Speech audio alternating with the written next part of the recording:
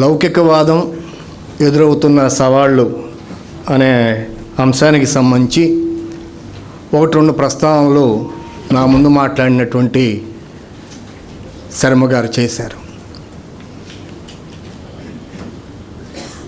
అంటే ఉదయం మనం మాట్లాడుకున్న అంశాలకి సాయంత్రం ఇప్పుడు శర్మ గారు మాట్లాడింది కానీ నేను మాట్లాడబోతుంది కానీ లేకపోతే లక్ష్మణరావు గారు మాట్లాడేదానికి కానీ ఉన్న సంబంధం ఏమిటి?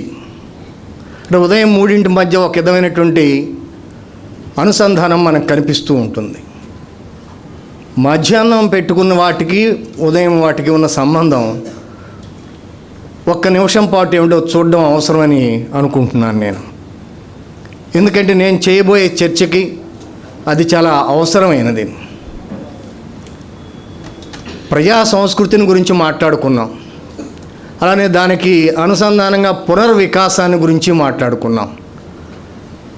వైదిక లేక పౌరాణిక సాహిత్యంలో ప్రజ అంటే ప్రజాప్రతి నుంచి పుట్టినటువంటి వాళ్ళనో ఏదో ఉంటుంది. కానీ మనం ఏ ప్రజల గురించి మాట్లాడుకుంటున్నాం? వైదిక సంస్కృతి కాలం నాటి ప్రజల గురించో లేదా పురాణ కాలం నాటి ప్రజల గురించో మనం లేదా ఆ ఉత్పత్తి అర్థాల దృష్ట్యా మనం మాట్లాడుకోబోవటంలా మనం ఈరోజు మాట్లాడుతున్నది ఆధునీకరణ ప్రారంభం అయిన తర్వాత వచ్చినటువంటి ప్రజాస్వామ్యం.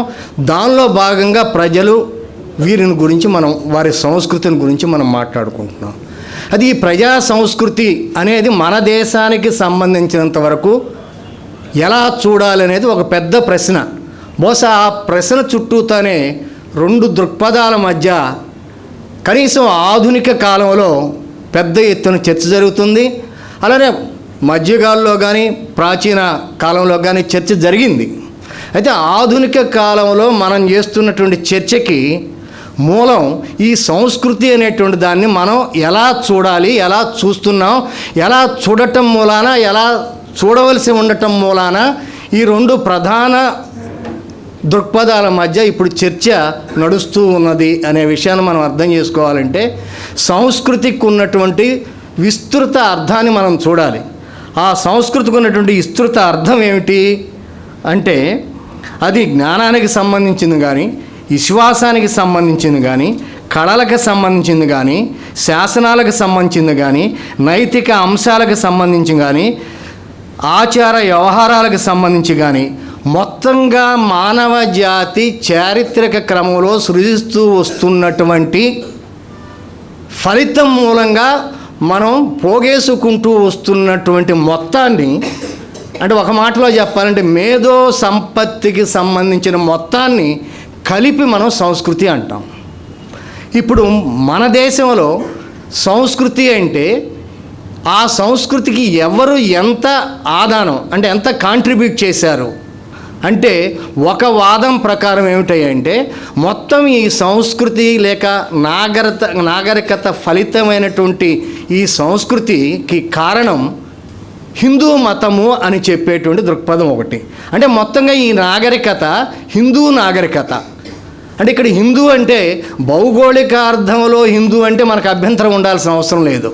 కానీ దురదృష్టవశాత్తు అది బ్రిటిష్ వాళ్ళు చేసింది కానివ్వండి, స్వాతంత్రోద్యమ కాలంలో అలాంటి వాటి మీద మనం దృష్టి పెట్టకపోవడం వల్ల కానివ్వండి, భౌగోళికంగా ఉన్నటువంటి హిందూ అనేటువంటిది 1872 మొదటి జనాభా లెక్కల తర్వాత అది మత సంబంధమైనటువంటి పదప్రయోగంగా మిగిలిపోయి మన జనాభా లెక్కల్లో చేరడంతో పాటు స్వాతంత్ర్యానంతరం కూడా అదే సాంప్రదాయాన్ని మనం కొనసాగిస్తున్నాం. కానీ దానిలో ఉన్న అసంబద్ధత ఈరోజు కూడా మన రాజ్యాంగంలో ఉంది, తర్వాత మాట్లాడుకుందాం. అంటే హిందూ అంటే మత సంబంధమైన ఒక సమూహం అంటే ఎవరు ఆ మత సంబంధమైన సమూహం అనేటువంటిది రాజ్యాంగంలో ఇంతవరకు నిర్వచనం లేదు. కనుక ఇక్కడ మనం సంస్కృతి అనేటువంటిది హిందూ సంస్కృతి అని అనుకుంటే అది భౌగోళిక అర్థంలో కాదు అనుకుంటున్నప్పుడు అది మత సంబంధమైందంటే అది ఆమోదయోగ్యం కానటువంటి నిర్ధారణ. ఎందుకంటే భారతదేశ సంస్కృతి అనేటువంటిది అనేక సంస్కృతుల సమాగమం. అందుకనే ఉపాధ్యాయుని ఒక ఆయన 50 ఏళ్ల క్రితం ఒక పుస్తకం రాశాడు, ఫీడర్స్ ఆఫ్ ఇండియన్ కల్చర్ అని. అంటే మొత్తంగా మనం చూస్తున్నటువంటి భారతదేశ సంస్కృతి వైవిధ్యత మొత్తాన్ని మనం చూడాలంటే ఎటువైపు నుంచి ఏ అంశాలు వచ్చి ఈ సంస్కృతి ప్రవాహంలో కలిశాయి, దాంట్లో ఏది ప్రధాన అంశంగా ఉంది, ఏది మరొక అంశంగా ఉందనేటువంటిది వేరే విషయం అయినప్పటికీ మొత్తంగా భారతదేశ సంస్కృతి అనేది అనేక సంస్కృతుల యొక్క సమాగమం అనేటువంటిది మన దృష్టిలో లేకపోయినట్లయితే ఈ హిందూ సంస్కృతి ఒక్కటే ఈ దేశంలో పుట్టి పెరిగి వర్ధిల్లుతూ ఉందనేటువంటి భావన కానీ మనం తీసుకున్నట్లయితే అది ఈరోజు మన దేశ సంస్కృతి నాగరికతను అర్థం చేసుకోవటంలో ఒక పెద్ద అపోహగా మిగలటంతో పాటు అది రెండు ప్రముఖ దృక్పథాల మధ్య చర్చగా మారుతూ ఉంది. ఆ నేపథ్యంలోనే మనం మాట్లాడుకుంటున్నాం. అంటే చేత ఇక్కడ మనం హిందూ అనేది భౌగోళిక అర్థంలో ఈరోజు తీసుకోవడానికి అర్థం లేని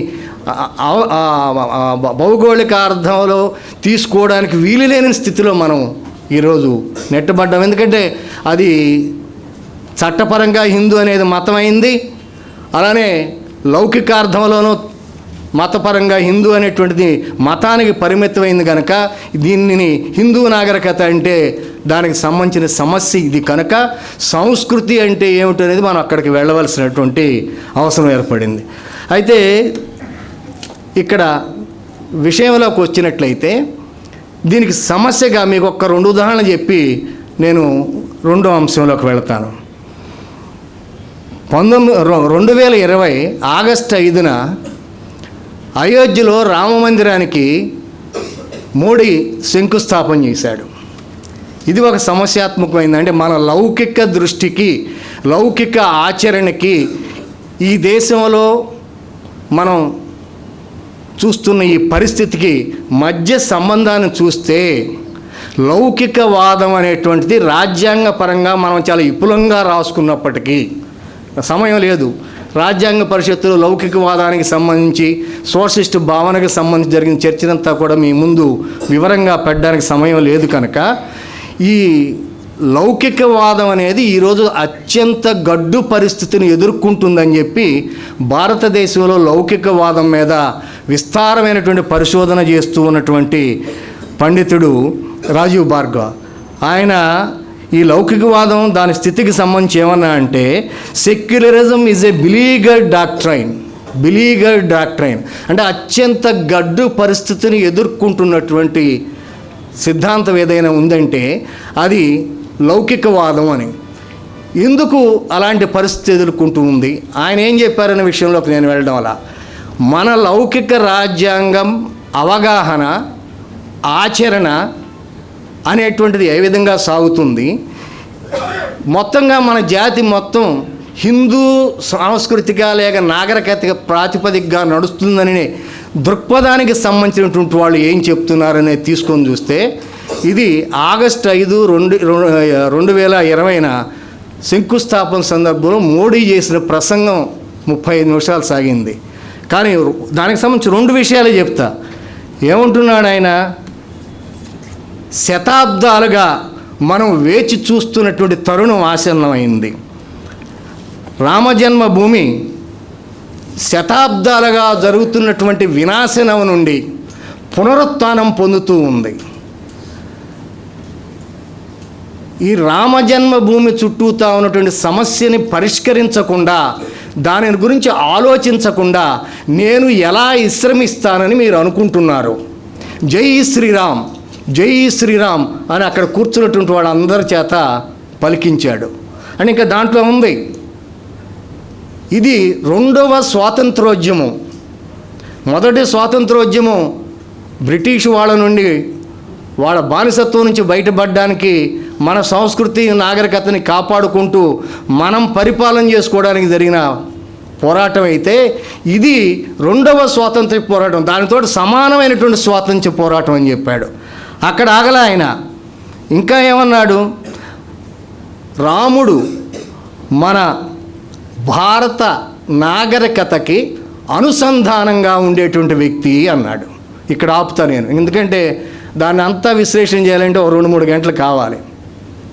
అంటే ఒక లౌకిక ప్రభుత్వానికి ప్రభుత్వ అధినేతగా ఉన్నటువంటి వ్యక్తి వెళ్ళడమే అసంబద్ధమైనటువంటి చర్య అయితే, వెళ్ళిన తర్వాత ముస్లింలు శతాబ్దాలుగా నాశనం చేస్తూ వస్తూ ఉంటే దాని మీద పోరాటం చేసి, స్వాతంత్ర్య పోరాటంతో సమానమైన పోరాటాన్ని చేసి దేశ నాగరికతకి పునరుత్థానం చేస్తూ ఉంటే, ఆ నాగరికతకి శ్రీరాముడు వారధి అయితే, ఆ వారధిని కాపాడకుండా, దాని గురించి ఆలోచించకుండా నేను ఎలా విశ్రమిస్తానని ప్రధానమంత్రి చెప్తుంటే, అది ఒక హిందూ మత ప్రభుత్వానికి అధినేతగా ఉండే వ్యక్తిగా చెప్పిన మాటలుగా ఉన్నాయా, లేక ఒక లౌకిక రాజ్యానికి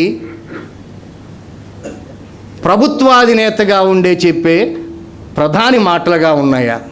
ఇది ఇక్కడ కాదండి, ఇంకా ఒక 18 సంవత్సరాలు, అంటే ఆయన మాట్లాడిన దానికి ఒక 18 సంవత్సరాలు వెనక్కి వెళితే 2002లో గుజరాత్లో ఎంత మానవ హననం జరిగిందో మీకు తెలుసు. దాని మీద ముందు వాజ్పేయి గారు అప్పుడు ప్రధానిగా ఉన్నారు, నరేంద్ర మోడీ గుజరాత్ ముఖ్యమంత్రిగా ఉన్నారు. ఆయనకు రాజధర్మం తెలియలేదు, ఆయనకు రాజధర్మం చెప్తానన్నాడు. రాజధర్మం చెప్పలా, ఒకవేళ ఏమైనా చెవులో చెప్పాడేమో గాయత్రి మంత్రంలాగా. కానీ ఆ ఘటన జరిగి 2000 పైచిలకు అక్కడ ఒక మతానికి చెందినటువంటి వారు చంపివేయబడినటువంటి ఘటన నేపథ్యంలో గోవాలో 2002 ఏప్రిల్లో జరిగినటువంటి బీజేపీ జాతీయ కార్యవర్గ సమావేశంలో వాజ్పేయి మాట్లాడిన మాటలు తీసుకున్నట్లయితే వాళ్ళు ఈ ఘటనకు కారణమయ్యారు. వాళ్ళు ఎవరు? మనం వాళ్ళు మనము అనేటువంటి మాటలు, వాళ్ళు అంటే ఇక్కడ మైనారిటీలు, ఇక్కడ ప్రత్యేక సందర్భంలో ముస్లింలు, మనం అంటే హిందువులు. అంటే ఒక దేశ ప్రభుత్వ నేతగా ఉన్నటువంటి వ్యక్తి మానవ హననం అంత పెద్ద ఎత్తున జరిగినటువంటి నేపథ్యంలో ఆ ప్రభుత్వాన్ని దించేవేయాల్సింది పోయి అతనికి రాజధర్మం చెప్తానటువంటి పెద్ద మనిషి వాళ్ళు పొరపాటు చేశారు, దానికి ప్రతిస్పందన ఇది, దానికి మనవాళ్ళు అలా చేశారు, వి అండ్ దే మనము వాళ్ళు అనేటువంటి భావం మత అర్థంలో ఆయన స్పష్టంగా గోవాలో చేసినటువంటి ఉపన్యాసంలో ఆ రోజు ఆయన చెప్పారు. అంటే దీనికి ఏమైనా తేడా ఉందంటే వీళ్ళందరికీ మూల గురువు సావర్కర్. అది జాతీయోద్యమంలో దానికి ప్రధానమైనటువంటి భూమికి ఉంది. హిందూ జాతీయవాదం చాలా ప్రధానమైనటువంటి గొంతుకే ఆ రోజు. దానికి రూపం ఇచ్చినటువంటి వాడు సావర్కర్ కావచ్చు. ఆ సావర్కర్ దానికి కూడా ఆ రోజు అంత ఆమోదం లేదు. గొంతుకైతే ఉంది కానీ ఆమోదం లేదు స్వాతంత్రోద్యమ కాలంలో. కానీ స్వాతంత్ర్యం వచ్చిన తర్వాత అది హిందూ జాతీయవాదమా లేదా సాంస్కృతిక జాతీయవాదమా, తర్వాత కాలంలో హిందుత్వ రూపం తీసుకుందా అనేది మనం పక్కన పెడితే, ఆ ఆలోచన బలపడుతూ ఎక్కడికి వచ్చింది అంటే హిందువులు వేరు ముస్లింలు వేరు అనేటువంటి ఆలోచన బలపడుతూ ఎక్కడికి వచ్చింది అంటే 96లో బీజేపీ ఎన్నికల ప్రణాళికలో హిందుత్వం అనేటువంటిది వారి అధికార సిద్ధాంతం అని చెప్పేంత వరకు 2003లో ఈ ఘటనల తర్వాత పార్లమెంటరీ సెంట్రల్ హాల్లో గాంధీ చిత్రపటానికి ఎదురుగా సావర్కర్ చిత్రపటం చేరేంత వరకు ఈ ప్రయాణం మొత్తాన్ని చూస్తే లౌకికవాదం భారతదేశంలో ఎందుకు అత్యంత గడ్డు పరిస్థితిని ఎదుర్కొంటుందని సావర్కర్ లాంటి మన రాజీవ్ భార్గవ్ లాంటి వారు ఎందుకు చెప్పారో మనకు అర్థమవుతుంది. అయితే నిజంగా మన రాజ్యాంగంలో మనం పొందుపరుచుకున్నటువంటి లౌకికవాద భావన అంత బలహీనంగా ఉందా అంటే కొన్ని సమస్యలు ఉన్నాయి దానికి. అది నా ముగింపులో చెప్తాను. లౌకికవాదం అనే మాటను మొదట ఉపయోగించకపోయినా,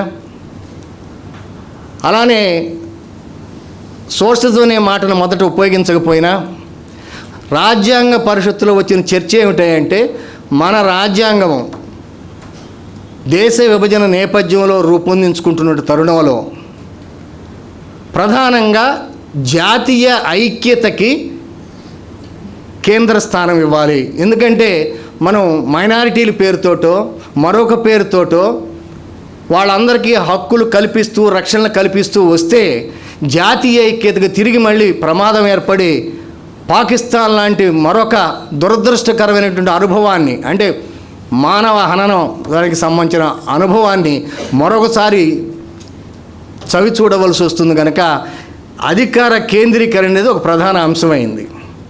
ఆ సందర్భంలో లౌకికవాదం వచ్చినప్పుడు మనం ఇక్కడ చూడవలసింది ఏంటంటే, ఆ మాట ఉపయోగించలేదు, ఆ మాట మీద చర్చ జరిగింది, ఉపయోగించాల్సిన అవసరం లేదని అంబేద్కర్ చెప్పాడు. అలానే సోషలిజం అనే మాటను కూడా ఉపయోగించవలసిన అవసరం రాజ్యాంగ పీఠికలో లేదని 2 విషయాల మీద ఆయన చెప్పారు. ఏ సందర్భంలో చెప్పారు? ఒకటి, కేంద్రీకరణ కావాలన్నారు, కేంద్ర అధికారాలు కావాలన్నారు. మైనారిటీలకు అంతకుముందు ఉన్న హక్కులు, ప్రత్యేకించి ముస్లిమ్స్కు ఉన్నటువంటి ప్రత్యేక నియోజకవర్గాల హక్కుని పక్కన పెట్టారు. విద్యారంగంలో వారికి ఉన్నటువంటి హక్కులను పక్కన పెట్టి మత స్వేచ్ఛను ఇస్తున్నాం, అలానే మత సంబంధమైనటువంటి విద్యా సంస్థలను పెట్టుకునే హక్కులను ఇస్తున్నాం అని చెప్పారు. బాగానే ఉంది. అది చాలా విస్తృతార్థంలో మత స్వేచ్ఛ ఉంది, మత సంబంధమైన హక్కులు ఉన్నాయి, అలానే విద్యాపరంగా సంస్థలు ప్రారంభించుకునే హక్కులు ఉన్నాయి. దానిలో కావాలనుకుంటూ వారు మత సంబంధమైనటువంటి విద్యని అక్కడ చేరే విద్యార్థులకు అందించే హక్కులు కూడా ఉన్నాయి. కనుక ఒకటి, జాతీయ ఐక్యత పేరుతోటి కేంద్రీకరణ, అంటే కేంద్ర ప్రభుత్వం యొక్క అధికారాలు బలంగా ఉండటం. 2, లౌకికవాదం అనే మాటను ప్రత్యేకంగా చేర్చవలసిన అవసరం లేదు. ఇక్కడ అంతకుముందు ఉన్న హక్కులు పక్కన పెట్టి కొత్త హక్కులు, కొత్త రక్షణలు చాలా ఇచ్చారు. అది అందరికీ సమానత్వ హక్కు కానీ, వివక్ష లేకుండా కులం, మతం, ప్రాంతం, లింగం అనే భేదభావం లేకుండా ఇచ్చే హక్కు కానివ్వండి, లేదా అధికరణం 19లో ఇచ్చినటువంటి హక్కులు కానివ్వండి, స్వేచ్ఛకి సంబంధించి, అధికరణం 21లో రక్షణకి సంబంధించిన హక్కులు కానివ్వండి, ఇలాంటివి చాలా ఉన్నాయి. సరే, 25 నుంచి 28 అధికరణం వరకు మత సంబంధమైన హక్కులు ఉన్నాయి. 29 దీనికి వచ్చినప్పుడు ఇతర హక్కులు ఉన్నాయి. అలానే అనేకమైన హక్కులు ఇచ్చారు కనుక దానిని లౌకికం అని అనకపోయినా ఇక్కడున్న బహుళత్వాన్ని దృష్టిలో పెట్టుకొని, అది భాషాపరమైన బహుళత్వమా, సాంస్కృతిక పరమైన బహుళత్వమా, లేదా ఇతర రకాలైన బహుళత్వమా అనేటువంటిది నిమిత్తం లేకుండా ఇచ్చాం కనుక దీన్ని ప్రత్యేకించి లౌకికవాదం అనాల్సిన అవసరం లేదు అని చెప్పి అంబేద్కర్ చెప్పాడు అని అన్నారు. అలాంటి సోషలిజానికి అది ఒక ప్రభుత్వ విధానం కావాలి, కానీ అది రాజ్యాంగంలో అందరికి సంబంధించినటువంటి ప్రజాస్వామ్యం కొరకు ఉద్దేశించిన రాజ్యాంగంలో అలా ఒక రాజకీయ అభిప్రాయానికి ప్రాతినిధ్యం వహించే ఒక ఆలోచన ధోరణి పేరుతో ఉన్నటువంటి సోషలిస్ట్ లేదా సోషలిజం అనే పదం అక్కడ చేరవలసిన అవసరం లేదన్నారు. కానీ అదే సందర్భంలో అదే అంబేద్కర్ ఇంకో మాట కూడా అన్నాడు. రాజ్యాంగ పరిషత్తుకి 1944లో కానీ 1945లో కానీ ఆయన సమర్పించినటువంటి వినతి పత్రాలు ఉన్నాయి. మొదటిది షెడ్యూల్ కాస్ట్ ఫెడరేషన్ తరఫున సమర్పించారు. రెండవది ఆయన సమర్పించారు, అదే స్టేట్స్ అండ్ మైనారిటీస్ అనే పేరుతోటి మనందరికీ తెలిసినటువంటి రచన. దాంట్లో ఆయన మళ్ళీ ఏం చెప్తారు? సోషలిజం అనేటువంటిది లేకుండా, మైనారిటీకి హక్కులు లేకుండా, భూమిని జాతీయం చేయకుండా, పరిశ్రమలను జాతీయం చేయకుండా ఈ దేశంలో మైనారిటీ హక్కులు, అంటే ఆనాటికి షెడ్యూల్ కాస్ట్ కూడా మైనారిటీస్ గాడే ఉన్నాయి. అప్పట్లో మైనారిటీస్ అన్నారు. మొట్టమొదటిసారి అది 1932 పూనా ఒప్పందం సందర్భంగా అది పోయింది. కనుక ఈ నేపథ్యంలో చూసినప్పుడు లౌకికవాద భావన అక్కడ ఉంది. ఆయన ఆ పదం అవసరం లేదన్న. కానీ అదే అంబేద్కర్ ఈ మాట చెప్పడంతో పాటు ఇంకో మాట కూడా చెప్పాడు.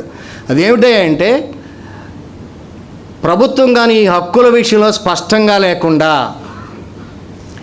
మెజారిటీగా ఉన్నటువంటి మతానికి చెందినటువంటి ప్రభుత్వ పెద్దలు అక్కడుండి వాళ్ళ విధానాలు అమలు చేస్తున్నప్పుడు ఆ మెజారిటీ మతానికి చెందినటువంటి ఆచార వ్యవహారాలుగానే వారి వ్యవహారాలు ఉంటే అది ఒక పక్క జాతీయవాదంగా కనపడుతుంది, రెండవ పక్క అధిక సంఖ్యాక మతానికి చెందినటువంటి వారి ధోరణిగా కనిపిస్తుంది అని కూడా చెప్పాడు. ఆ మేరకు మైనారిటీగా ఉన్నటువంటి వాళ్ళ ధోరణి ఏ విధంగా కనిపిస్తుందని చెప్పాడంటే అది మతవాదంగా కనిపిస్తుందని కూడా చెప్పాడు. అంచేత అంబేద్కర్ని చూసి కొంతమంది చెప్పేటప్పుడు కూడా ఈ సందర్భాన్ని కూడా గుర్తుపెట్టుకుంటే, మొత్తంగా మన రాజ్యాంగ పరిషత్తులో ఈ లౌకికవాదానికి సంబంధించిన దాని మీద చాలా విస్తృతమైన చర్చ ఉంది. సమయం లేదు కనుక నేను దాంట్లోకి వెళ్ళడం లేదు. అయితే దీంట్లో ఉండే సమస్యలు ఏంటి, ఇది నేను చివరిగా మీ ముందు ఉంచాలనుకుంటుంది. ఈ మూడవ అంశానికి సంబంధించి మాధవ గాడ్బోలే అని ఐఏఎస్ ఆఫీసరు చాలా పరిపూర్ణమైన జీవితం గడిపి గత సంవత్సరమే మరణించారు. బాబ్రీ మసీద్ ఘటన జరిపినప్పుడు ఆయన హోంశాఖ కార్యదర్శిగా ఉన్నారు. ఆయన భారత ప్రభుత్వ లౌకిక ఆచరణ మీద చాలా లోతైనటువంటి పరిశోధన చేసినటువంటి వ్యక్తి. ఆయన ఏమంటాడంటే, మనది లౌకిక రాజ్యంగా మన రాజ్యం విఫలమైంది. 2016లో ఆయన మంచి పుస్తకం రాశారు, India at cross roads secularism అని. చాలా పెద్ద పుస్తకం, 400 పైచిలకు పేజీల పుస్తకం. ఎందుకు విఫలమైంది అనేటువంటి ప్రశ్న ఆయన వేసుకున్నాడు. బాబ్రీ మసీద్ సందర్భంలో ఆ ఘటన జరగకుండా కాపాడవలసినటువంటి బాధ్యత రాష్ట్ర ప్రభుత్వం, అలానే కేంద్ర ప్రభుత్వం కూడా ఉంది. పివి నరసింహారావు ప్రధానమంత్రిగా ఉన్నారు. రాష్ట్ర ప్రభుత్వం మీద ఆ బాధ్యతను ఎట్టేశాడు పివి నరసింహారావు. కానీ నిఘా వర్గాలన్నీ ఎప్పటి నుంచో చెప్తున్నాయి, అక్కడ దాన్ని కూల్చివేయడానికి ప్రయత్నాలు ముమ్మరంగా జరుగుతున్నాయని. అక్కడ విఫలమైంది. దాని నేపథ్యంగా 1992-93లో బొంబాయి ఇతర ప్రాంతాల్లో జరిగిన మత కలహాలు, ఆ మత కలహాల్లో ముస్లిమ్స్ ఏ విధంగా ఎక్కువ మంది చనిపోవడానికి కారణమై వాటిని నివారించలేదు. వాటి మీద వేసినటువంటి శ్రీకృష్ణ కమిషన్ ఇచ్చినటువంటి సిఫార్సుల్ని వాళ్ళు పక్కన పెట్టేశారు. అదే కాదు, అలానే గుజరాత్ ఘటన మీద వేసినటువంటి లెహర్మాన్ కమిషను, ఆ కమిషను 17 ఏళ్ళ తర్వాత ఏం తేల్చింది? ఏం తేల్చలా. ఆ తర్వాత సిబిఐ చేసిన ఎంక్వైరీ, అది ఇటీవల మనకు దాని తీర్పు వచ్చింది, మోడీ రెండోసారి అధికారంలోకి వచ్చిన తర్వాత. అంటే ఈ ఘటనలన్నీ చూస్తూ ఉంటే మీకు భారత ప్రభుత్వానికి ఉండవలసినటువంటి లౌకిక దృష్టి, లౌకిక ఆచరణ ఎలా క్రమానుగతంగా, అది కాంగ్రెస్ ఉందా బీజేపీ ఉందా అనేది పక్కన పెడితే, క్రమానుగతంగా అది కాంగ్రెస్లో కొంతమేరకు కావచ్చు, బీజేపీ ఉన్నప్పుడు ఇంకా బలంగా కావచ్చు, ఎలా ఆ లౌకిక ఆచరణలో భారత ప్రభుత్వం అనేటువంటిది ఏ విధంగా వైఫల్యం చెందుతూ వస్తుంది. అందుకని ఆయన ఏమన్నా అంటే, లౌకిక రాజ్యంగా భారత రాజ్యము విఫలమైంది. కానీ భారత సమాజము, భారత జాతి ఆ లౌకికత్వాన్ని కాపాడుకునేటువంటి దృష్టి వాళ్ళలో ఉంది. లౌకిక రాజ్యం వైఫల్యం అవుతుంది. అంటే ఇందాక శర్మ గారు చెప్తూ వచ్చారు, జీవ సంబంధమైన వైరుధ్యం వేరు, చారిత్రకమైనటువంటి వైవిధ్యం వేరు. చరిత్రలో వైవిధ్యం అనేటువంటిది మనం ఏర్పాటు చేసుకుంటూ రకరకాల స్రవంతులను కలుపుకుంటూ వస్తున్నాం. జీవ సంబంధమైన వైవిధ్యం ప్రకృతి సంబంధమైనది. దానిలో మన జోక్యం, ఇటీవల పరిశోధన పెరిగి మనకు జన్యుశాస్త్రం తెలిసి జోక్యం చేసుకుంటున్నాం. కానీ చరిత్రకు సంబంధించిన దాంట్లో మన జోక్యం ఉంటుంది, మన జోక్యంతో నిమిత్తం లేకుండా జరిగేవి ఉంటాయి. కనుక ఈ చారిత్రక క్రమం తీసుకున్నప్పుడు ఇంత వైవిధ్యత, బహుళత్వం అనేటువంటిది మన సంస్కృతిలో భాగమైనప్పుడు, ఏకశిలా సదృశ్యంగా ఉన్నటువంటి హిందూ మత ప్రాతిపదికగా, హిందూ నాగరికత ప్రాతిపదికగా ఈ జాతి నిర్మాణాన్ని చెయ్యాలనేటువంటి ఒక బలమైనటువంటి దృక్పథంకి బీజేపీ, దానికి నాయకత్వం ఇస్తున్నటువంటి సంఘ పరివారు ఉంటే, వాళ్ళు ఏం చెప్తూ వస్తున్నారో, ఆధునిక రాజ్యం అనేది కలగోరగం పనిచేస్తూ వస్తున్నారు. ఆధునిక రాజ్యంలో మనకి మనుస్మృతిని తీసుకోకుండా, ఎప్పుడో క్రీస్తుకు పూర్వం లైకర్గస్ అనేటువంటి, ఏమనాలి అతన్ని, శృతికారుడు, లేదా క్రీస్తుకు పూర్వం 5వ శతాబ్దంలో సోల్మన్, ఇలాంటి వాళ్ళకంటే ఎంతో పకడ్బందీగా రాజ్యాంగ వ్యవహారాలని రాసినటువంటి మనుస్మృతిని విస్మరించి వీళ్ళు కలగాపులంగా చేసి అక్కడి నుంచి ఇక్కడి నుంచి అది కొంత తీసుకున్నారని ఒక వాదన అయితే, అసలు వేదాల తర్వాత అత్యంత ప్రసిద్ధమైన గ్రంథం మనుస్మృతి, దాన్ని విస్మరించడం అంటే భారతీయ ఆధ్యాత్మికతని, హిందూ ఆధ్యాత్మికతని విస్మరించడం జరుగుతుందని సావర్కర్ అంటే, ఈ రాజ్యాంగంలో ఏమీ భారతీయత లేదు, భారతీయ ఆత్మ లేదు, అక్కడి నుంచి ఇక్కడి నుంచి కొంత తీసుకున్నానని గోల్వాల్కర్ అంటే లేదు. ఇటీవల కాలంలో మీరు చూస్తున్నారు సుబ్రహ్మణ్య స్వామి కానీ, అంతకుముందు రాకేష్ అని బీజేపీ ఎంపీ కానీ, భారత రాజ్యాంగంలో ఉన్నటువంటి ప్రవేశికలో ఉన్నటువంటి లౌకికవాదం, సోషలిజం అనే మాటలు తీసేయాలి, అవి భారతీయ సంస్కృతికి వీటికి భిన్నమైనటువంటివి అని ఆయన రాకేష్ 20లో, ఈయన 22లో సుప్రీంకోర్టులో కేసు వేసాడు. దాని మీద సిపిఐ ఎంపీ బినయ్ విశ్వం కూడా కేసు వేసాడు, అవి ఉంచాలి అనేటువంటిది. అవన్నీ పక్కన పెట్టి సుబ్రహ్మణ్య స్వామి ఇప్పుడు ఏమంటున్నాడు, అసలు ఉన్నది హిందూ రాష్ట్ర ప్రభుత్వమే, ఇది హిందూ జాతీయ ప్రభుత్వమే, ఇది హిందుత్వ ప్రభుత్వం, ఇంకా ప్రత్యేకించి ఇక్కడ లౌకికవాదం ఏముంది అని అంటున్నాడు. కానీ మొత్తంగా మనం రాజ్యాంగంలో చేర్చుకున్నటువంటి లౌకికవాదంలో సైద్ధాంతిక స్థాయిలో ఉన్నటువంటి సమస్యలు కొన్ని ఉన్నాయి. కానీ ఆచరణ తీసుకుంటే ఎక్కడికి వెళుతుంది? అది భిన్నత్వాన్ని, బహుళత్వాన్ని, వైవిధ్యతని వీటన్నిటిని కాలరాసి, ఇందాక చెప్పారే రమేష్ పట్నాయక్ గారు, హిందీ, హిందూ, హిందుస్థాన్ వైపు దేశాన్ని, ఇక్కడ యూనిటీ ఇన్ డైవర్సిటీ అనే మాట కూడా తెలుగులో మనం భిన్నత్వంలో ఏకత్వాన్ని చేస్తుంటాం. భిన్నత్వం మధ్య ఉండవలసింది ఐక్యతే కానీ ఏకత్వం కాదు. భిన్నత్వం మధ్య ఉండవలసింది ఐక్యతే, యూనిటీ ఇన్ డైవర్సిటీ. భిన్నత్వం మధ్య ఐక్యత తప్ప. అంటే భిన్నత్వం, వాటి యొక్క అస్తిత్వం, వాటి యొక్క ప్రత్యేకతల్ని మీరు గుర్తించాలి. వాటి మధ్య ఒక విధమైనటువంటి సమాఖ్య సంబంధం ఉండాలి.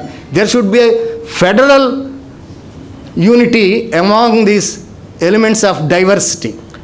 అంతే తప్ప ఏకత్వం కాదు. ఏకత్వం అన్నా ఏకరూపత అన్నా కూడా ఒకటే.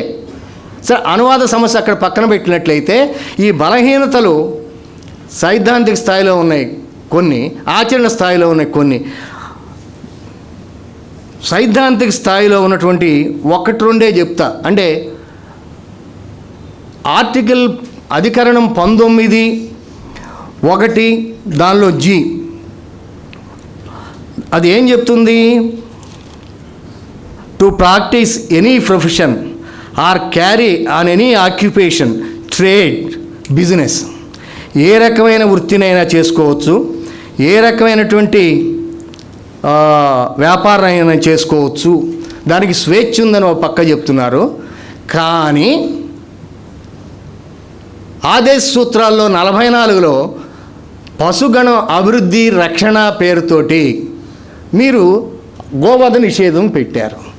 గోవధ నిషేధం అనేటువంటిది ఒక మత నమ్మిక అయినప్పుడు, రాజ్యాంగంలో ప్రాథమిక హక్కుల్లో స్వేచ్ఛకి సంబంధించిన హక్కుల్లో ఇచ్చినటువంటి దాంట్లో ఏ వృత్తినైనా మీరు చేసుకోవచ్చు, ఏ వ్యాపారమైనా మీరు చేసుకోవచ్చు అన్నప్పుడు ఇది ఎక్కడ వైరుధ్యంగా కనిపించలేదా? 1. 2, ఈరోజు దేశంలో 90% భూభాగంలో గోవధ నిషేధానికి చట్టాలు చేశారు. ఓ పక్క మీరు రాజ్యాంగంలో ప్రాథమిక హక్కుగా చేర్చి ఏ రకమైన వృత్తి అయినా చేయొచ్చు, ఏ రకమైన వ్యాపారం అయినా చేయొచ్చు అని అంటే ఇదేది ఒక రకంగా ఇక్కడ హిందూ పక్షపాత ధోరణి కనిపిస్తుందా లేదా? 1. 2, రెండవ ముఖ్యమైనటువంటి అంశం అదేంటంటే అధికరణం 25 క్లాజ్ 2 సబ్ క్లాస్ బి. దాంట్లో ఏమన్నారు? హిందువులకు సంబంధించినటువంటి సంస్థలు వీటిని మీద సంస్కరణ చేసేటువంటి బాధ్యత ప్రభుత్వం తీసుకుంది. దానిలోనే ఇంకోటి కూడా ప్రభుత్వం తీసుకుంది. అంటే హిందూ మతానికి సంబంధించిన సంస్థలను వీటిని అవసరమైతే ప్రజలకి అందుబాటులో ఉంచడం అనేటువంటిది కూడా తీసుకుంది. నువ్వు ఒక పక్క లౌకిక రాజ్యం అని చెప్పుకుంటూ ప్రభుత్వానికి తనదైన మతం లేదని చెప్తూ అమెరికా తరహా డిసెస్టాబ్లిష్మెంట్ అనేటువంటి, అంటే రాజ్యానికి తనదైన మతం ఉండదు అనే అమెరికా రాజ్యాంగం యొక్క లక్షణాన్ని తీసుకున్నటువంటి నువ్వు పోనీ ఫ్రాన్స్ సాంప్రదాయం నుంచి వచ్చినటువంటి యాంటీ క్లెరికల్ దృష్టిలో లేదా గ్యాలికానిజం అంటాం, అంటే ప్రభుత్వానికి మతానికి ఎలాంటి సంబంధం ఉండదు. అక్కడ నిర్ద్వందంగా ప్రభుత్వమే, మతమే, మతానికి ఉండే స్వేచ్ఛ మతాందే. ప్రభుత్వం మాత్రం మత విషయాల్లో ఏ విధంగానూ తనదైనటువంటి ముద్ర మత విషయాల మీద వేయదు.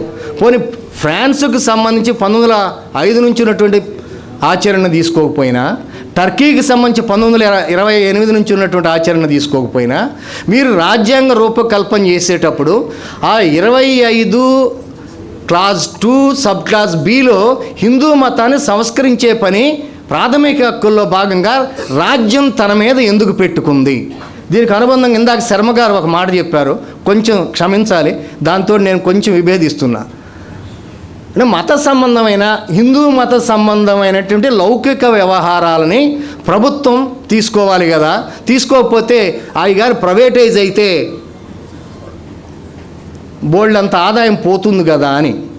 అంటే మిగతా మతాలకు సంబంధించి ప్రభుత్వం వాటిని రెగ్యులేట్ చేయనప్పుడు, అంటే అంతిమంగా ప్రభుత్వానికి జోక్యం చేసుకునే హక్కు ఉంది వక్ఫ్ బోర్డు విషయంలో కానీ, క్రిస్టియన్ చర్చ్ ప్రాపర్టీ విషయాల్లో కానీ హిందూ మతం విషయానికి సంబంధించి ప్రభుత్వమే నిర్వహిస్తుంది. ఈ నిర్వహించే క్రమం ఈరోజు ఎక్కడికి పోయిందంటే, నాకు 65 ఏళ్ళు, ఒక 15 ఏళ్ల క్రితం 10 ఏళ్ల క్రితం కూడా తిరుమల తిరుపతి దేవస్థానంలో ఉండే executive officer, Indian civil service servant తిరునామాలు పెట్టి పైన చొక్కా లేకుండా కింద లుంగి కట్టుకొని తిరిగేటువంటి స్థితి లేదు. ఈరోజు ఆ పని చేయకపోతే, ఆ పని అంటే అతను రాజ్య ప్రతినిధి కదా, ప్రభుత్వ ప్రతినిధి కదా, ప్రభుత్వ ప్రతినిధికి లౌకిక వ్యవహారాలను చక్కదిద్దేటువంటి ప్రతినిధి దేవాలయం తాలూకు లేకపోతే ఆ నమ్మకం తాలూకు వస్త్రధారణ చేయవలసిన అవసరం ఏంటి? అక్కడ ఆగల, దుర్గ గుడికి వచ్చింది, ఆఖరికి చిన్న చిన్న గుడుల్లో కూడా ఎగ్జిక్యూటివ్ ఆఫీసర్గా ఉండేటువంటి వ్యక్తికి ఈ రకమైన వస్త్రధారణ చేసుకునేటువంటి స్థితి వచ్చింది. చేయకపోతే ఇప్పుడు బీజేపీ వాళ్ళు, సంఘ పరివార్ వాళ్ళు మొదలు పెడుతున్నారు, వీళ్ళందరూ హిందూ వ్యతిరేకులు, అమెరికా జాతి వ్యతిరేకులు అని. అందుకని ఇటీవల కాలంలో వీళ్ళతో సంబంధం లేదు. నిన్న మొన్న 2 రోజుల క్రితం టైమ్స్ ఆఫ్ ఇండియాలో కూడా ఒక అంతకుముందు ఆర్గ్యుమెంట్ జరుగుతుంది.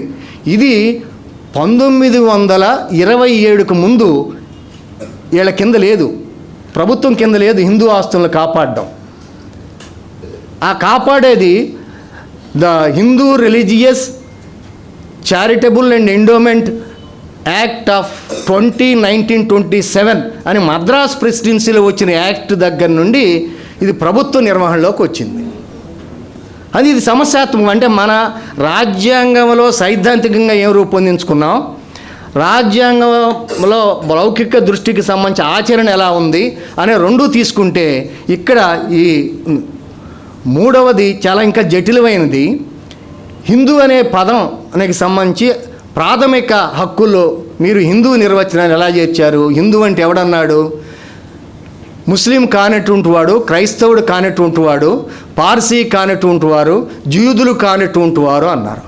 అక్కడ ఆగల. హిందూ కోడ్ బిల్లు వచ్చినప్పుడు కూడా ఇదే రకమైన నిర్వచనం ఇస్తే మిగతా మతస్థులందరూ కూడా నిరసన తెలిపారు. జైనులు నిరసన తెలిపారు, బౌద్ధులు నిరసన తెలిపారు, సిక్కులు నిరసన తెలిపారు. వాళ్ళ నిరసనలతోటి నిమిత్తం లేకుండా హిందూ కోడ్ బిల్ 1955 బిల్లు సందర్భంలో కూడా భారత ప్రభుత్వం బుల్డోజ్ చేసి సిక్కుల్ని, బౌద్ధుల్ని వివాహ చట్టానికి సంబంధించి వీటికి సంబంధించి తీసుకెళ్లి హిందువుల్లో చేర్చారు. మైనారిటీ స్టేటస్ ఇచ్చారు, అది వేరే విషయం, తర్వాత కాలంలో అది కూడా. కనుక ఇది అధికరణకి సంబంధించినటువంటి సమస్యలు. వీటన్నింటికి మించి ఒక్క చివరిది, సమయం కూడా నాకు ఇచ్చిన సమయం ఇంకా 2 నిమిషాలు. చివరిది ఏంటంటే, అసలు భారత రాజ్యాంగ రూపకల్పన జరిగే సందర్భంలో అధికరణ 1లో ఇండియాకి సంబంధించిన భారతదేశం పేరు ఇండియా అని నిర్వచించారు. కానీ ఒక హిందూ సన్యాసిని, పేరు గుర్తులేదు నాకు, నిరాహార దీక్ష చేసింది, ఇది అలా ఉండటానికి లేదు, భారత్ అని పెట్టాలి, ఇది ప్రాచీన నాగరికత, ఇది భరతుడనేటువంటి వాళ్ళు అయిపోయింది, ఇది భరతుడనేటువంటి వాళ్ళు మూలంగా భారత వంశము, భారతదేశం వచ్చింది కనుక మీరు పెట్టాలి అని నిరాహార దీక్ష చేస్తే నెహ్రూ వీళ్ళంతా వెళ్ళి ఆవిడ ఉపశమనం. దానిలో భాగంగా ఆవిడ హిందీని అధికార భాష చేయాలని కూడా పెట్టింది. ఈ 2 ఒప్పుకొని వచ్చారు. అందుకని హిందీని అధికార భాష చేసినటువంటి అధికరణాలు తీసుకున్న, హిందీ భాషని ప్రమోట్ చేసే అధికరణం తీసుకున్న రాజ్యాంగంలో, ఇవి రాజ్యాంగంలో తొలి దశ నుండి సమస్యాత్మకమై లౌకికవాదాన్ని సైద్ధాంతికంగా బలహీనపరుస్తూ వచ్చినటువంటి అంశాలైతే, ఆచరణ నేను మోడీతో మొదలుపెట్టాను. తరతమ స్థాయి భేదాలే. అంచేత మనది అమెరికా తరహా లౌకికవాదం కాకపోయినా, ఫ్రెంచి తరహా లౌకికవాదం కాకపోయినా, రాధాకృష్ణుల లాంటి వాళ్ళు మరొకరు ఇక్కడ ఇది లౌకిక రాజ్యం అంటే నాస్తిక రాజ్యం కాదు, లౌకిక రాజ్యం అంటే మతరహిత రాజ్యం కాదు, it is not atheistic, it is not irreligious అన్నారు. రాజ్యం కావాలని ఈ పెద్ద మనిషే చెప్పాడు. రాజ్యాంగ పరిషత్తులో ఆయన మాట్లాడిన మాటలు మర్చిపోయాడు రాధాకృష్ణ. అంటే రాజ్యము తటస్థంగా ఉండటం అంటే మతం పట్ల నిర్లిప్తంగా ఉండటం, indifferent attitude. It's not atheistic attitude. మత సంబంధమైన విషయాల్లో కలుగు చేసుకోకూడదు, కానీ మతానికి ఉండే స్వేచ్ఛ ఉంటుంది. అదే కదా అమెరికాలో డిసెస్టాబ్లిష్మెంట్ ప్రొవిజను. అంచేత మనం ఈరోజు మన లౌకికవాదం ఇంత గడ్డు పరిస్థితి ఎదుర్కొంటుందంటే లౌకిక రాజ్యాంగ ఆలోచన మేరకు మనం రూపొందించుకున్నటువంటి సైద్ధాంతిక వీటిలో ఉన్న బలహీనతలు ఇవైతే, ఆచరణకు సంబంధించిన బలహీనతలు అవైతే, ఈ రెండింటి నేపథ్యంలో లౌకికవాదం అనేటువంటి దాన్ని ఈరోజు మనం కాపాడుకోకపోతే బహుళత్వం అనేటువంటి దాన్ని కాపాడుకోలేము, ఇక్కడ ఉన్నటువంటి భిన్నత్వాన్ని కాపాడుకోలేము, అమెరికా దేశ ఐక్యత సమగ్రత అనేటువంటి దాన్ని కాపాడుకోలేము. లౌకికవాదం అంటే ఏదో రాజ్యానికి మతానికి మధ్య సంబంధం లేకుండా ఉండే అంశం అనుకుంటే పొరపాటు. స్వేచ్ఛతోటి ముడిపడి ఉంది, మత స్వేచ్ఛతోటి ముడిపడి ఉంది, సమానత్వంతో ముడిపడి ఉంది, భిన్న మతాల మధ్య ఐక్యతతోటి ముడిపడి ఉంది. ఇన్ని విషయాలతో ముడిపడి ఉన్నటువంటి లౌకిక దృక్పథాన్ని మనం కానీ